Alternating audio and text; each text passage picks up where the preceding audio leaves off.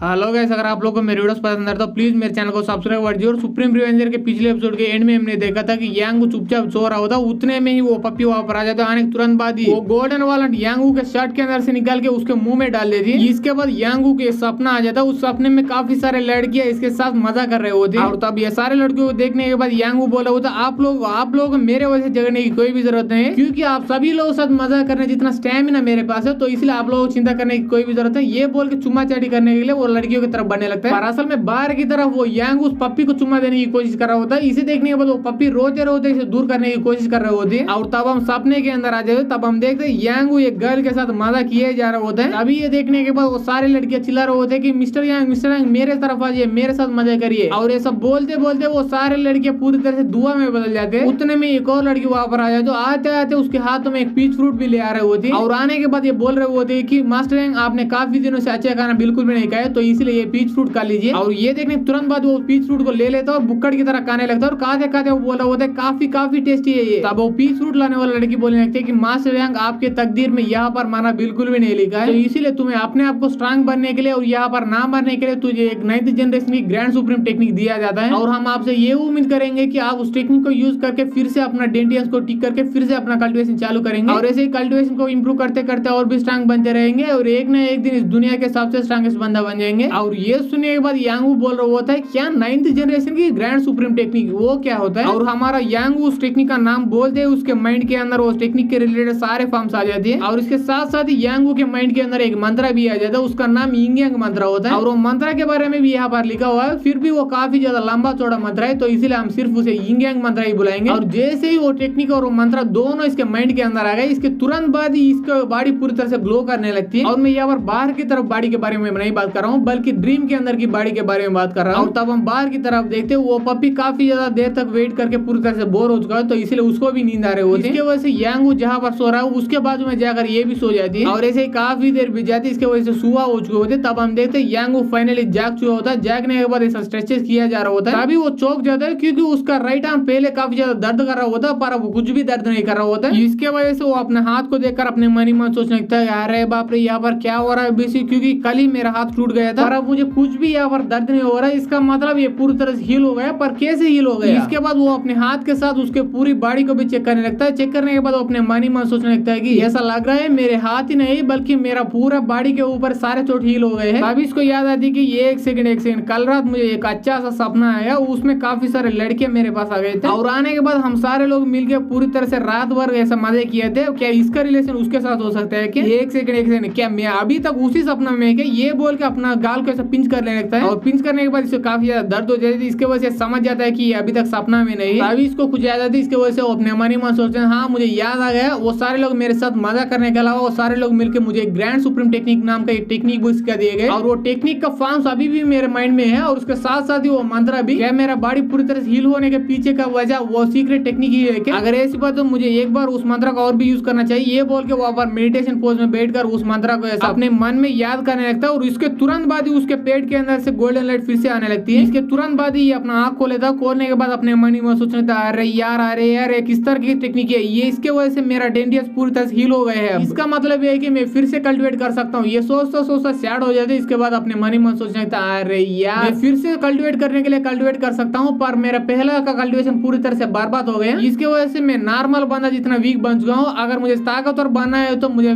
शुरू से स्टार्ट करना पड़ेगा कल्टिवेशन। और सब सोचता ही वो अपने गोल्डन वॉलनट के लिए ढूंढने लगता है उसके शर्ट के अंदर, पर वो कितना भी ढूंढ ले वो कभी नहीं मिलता। इसके बाद वो अपने मन ही मन सोचने लगता है अरे यार वो वॉलनट काफी ज्यादा कीमती है, तो इसीलिए मैं उसे बचा के रखा था, पर अचानक वो वॉलनट कहाँ पे गायब हो गया? एक सेकंड कहीं मेरा पूरा इंजरी हील होने के पीछे का वजह वो वॉलनट ही तो नहीं? या ऐसा हो सकता है क्योंकि मैं उस गोल्डन वॉलनट के अंदर कुछ ऐसा अजीब सा एनर्जी महसूस किया। एक सेकंड अगर वो वॉलनट की वजह से मेरे इंजरी हील हो गए तो वो वॉलनट मुझे कौन खिलाया? क्योंकि मैंने उसने खुद बिल्कुल भी नहीं खाया था। कहीं मेरा पप्पी वो वॉलनट को मुझे खिलाए तो नहीं? एक सेकंड ऐसा होने की काफी ज्यादा चांसेस है, क्योंकि वो पप्पी ऐसे वैसे पप्पी नहीं बल्कि काफी ज्यादा इंटेलिजेंट पप्पी है, इसीलिए तो उसने 2 बार मेरी मदद किया पहले ही। पर एक सेकंड वो पप्पी ने वो वॉलनट को मुझे खिलाया भी, तो खिलाया कैसे? अभी ये इमेजिन करने लगता है कि कैसे वो वॉलनट को वो पप्पी इसके खिला चुका होगा। और ये इमेज करने के बाद ये सोच रहा होता है या क्या इसका मतलब वो उस पप्पी ने मुझे किस करके वो खिला दिया? पहले ही वो वांग्यान की वजह से मेरा जिंदगी काफी ज्यादा जेंड थी, और ये डागी के साथ ऐसा करने की वजह से मेरा जिंदगी अब और भी जेंड हो चुकी है। क्या मुझे सच सच में ये प्रिजन से निकलने की कोशिश करना चाहिए या यही पर सुसाइड कर लेना चाहिए। इसके बाद यांग अपने आप को जैसे जैसे संभाल के फिर से खुदाई करने के लिए यहाँ पर आ चुका होता है और ऐसे ही काफी देर बीत जाता है और उसके बाद भी वो बिल्कुल भी तक नहीं हो रहा होता है। इसके वजह से और भी काफी ज्यादा तेजी से खुदाई कर रहा होता है और उसके बाद यांग अपने मन ही मन सोचता है, अरे यार मुझे ऐसा लग रहा है मेरे बॉडी के अंदर अनलिमिटेड एनर्जी है, क्या उसी टेक्निक की वजह से मेरा इंजरी हील होने के साथ साथ ही मेरे अंदर इतना एनर्जी बढ़ चुका है क्या। अभी ऐसा खुदाई करता करता सडनली रुक जाते। इसके बाद वो खुश होते हुए अपने मन ही मन सोचने लगता है कि मैं महसूस कर सकता हूँ ऐसा खुदाई करने की वजह से मेरा कल्टीवेशन इंप्रूव हो रहा है, इसके वजह से मैं सोल्जर लेवल पर आ गया हूँ। इसके बाद अपने मन ही मन सोचने लगता है कि मुझे बिल्कुल भी नहीं लगा था कि ऐसा खुदाई करने की वजह से मेरा स्ट्रेंथ और उसके साथ साथ ही मेरा कल्टीवेशन का लेवल भी इंप्रूव हो जाएगा। और यहाँ पर सच में ऐसा हो रहा है। अगर ऐसी बात तो मुझे ये खुदाई पर और भी ज्यादा फोकस करना चाहिए, क्योंकि अगर ऐसा खुदाई करता करता मैं एक ना एक दिन इतना स्ट्रांग बन जाऊंगा कि मैं आसानी से इस प्रिजन से निकल जाऊंगा, उसके बाद जाकर उस प्रिजन और उसके पूरी खानदान को बर्बाद कर डालूंगा। पर ऐसा होने के लिए जितना ताकत मेरे पास पहले था उससे काफी ज्यादा ताकतवर मुझे हासिल करना पड़ेगा। तभी वहाँ पे संडू आ जाता है। आने के बाद पूछने लगता है कि ब्रदर तुम्हारा हाथ पहले टूट चुका था पर अभी इतना जल्दी कैसे हील हो गए वो। ये सुनने के बाद यांगू थोड़ा मुस्कुराते हुए बोला होता है कि ब्रदर इसके बारे में मुझे भी अच्छी तरह से नहीं पता, पर मुझे इतना पता है कि मेरे डेंटियंस अब पूरी तरह से हील हो गए हैं, इसके वजह से मैं पहले जैसा कल्टीवेट कर सकता हूँ, तो इसीलिए मुझे कुछ ज्यादा समय नहीं लगेगा इस प्रिजन से भागने के लिए। ये सुने वो संडो खुश होते हुए बोला होता अगर ऐसी बात तो अच्छी बात है, अच्छी बात है ब्रदर, अगर तुम जहाँ पर जा रहे हो तो मुझे भी तेरे साथ लेके जाओ प्लीज। ये सुनने के बाद यांगू बोलने लगता है तुझे चिंता करने की कोई भी जरूरत नहीं ब्रदर, क्योंकि हम दोनों भाई है तो इसलिए हम दोनों बाहर एक ही साथ निकल जाएंगे। पर उससे पहले हमें कुछ और करना पड़ेगा और वो ये है कि हमें इस पूरी एरिया 68 का हेड बनना पड़ेगा। ये सुनने के बाद संडू पूरी तरह से हिल जाता है। इसकी वजह से बोलने लगता है कि क्या क्या क्या इस पूरी एरिया 68 का हेड बनना पड़ेगा, क्या तुम मजाक कर रहे हो मेरे साथ? अगर तुम सच में मेरे साथ मजाक कर रहे हो तो मेरे साथ ऐसा मजाक बिल्कुल भी मत करो, क्योंकि मुझे काफी ज्यादा फट रहे हैं। ये सुनने के बाद यांगू बोलने लगता है कि मैं कोई मजाक नहीं कर रहा हूँ, मैं सच बोल रहा हूँ। अगर ऐसा नहीं किया तो एक बार तुम ही सोचो, यहाँ पर जाने का सिर्फ एक ही मौका है और वो मौका 50 टन का और को इस प्रिजन को देने का। और क्या तुझे सच में लगता है हम वो 50 टन का हेमटाइट को अपने पूरी जिंदगी पर कलेक्ट कर पाएंगे? अगर हम वो सारे हेमटाइट को कलेक्ट भी कर पाए तो भी कुछ ज्यादा फर्क नहीं पड़ने वाला, क्योंकि वो वांगन हमारे पास आएगा, आने के तुरंत बाद हमारे सारे और को वही लेके चले जाएगी। तो इसलिए तुम्हें भी अच्छी तरह से पता है कि इस प्रिजन के अंदर जिसके पास ताकत होती है उसके बात ही चलती है, तो इसलिए हम अपना ताकत को यूज करके सारे लोग कुचलने के बाद एरिया 68 का हेड बनेंगे। ये सुनने के बाद वो संडा और भी हिल जाते है। इसके वजह से वो बोलने लगता है पर मैं इतना ताकतवर नहीं हूं। और तभी हमारे एपिसोड यहीं पर खत्म हो जाते हैं। अगर आपको एपिसोड पसंद आए तो एपिसोड को लाइक कर दीजिए, शेयर कर दीजिए एंड सब्सक्राइब कर दीजिए। Thanks for watching guys.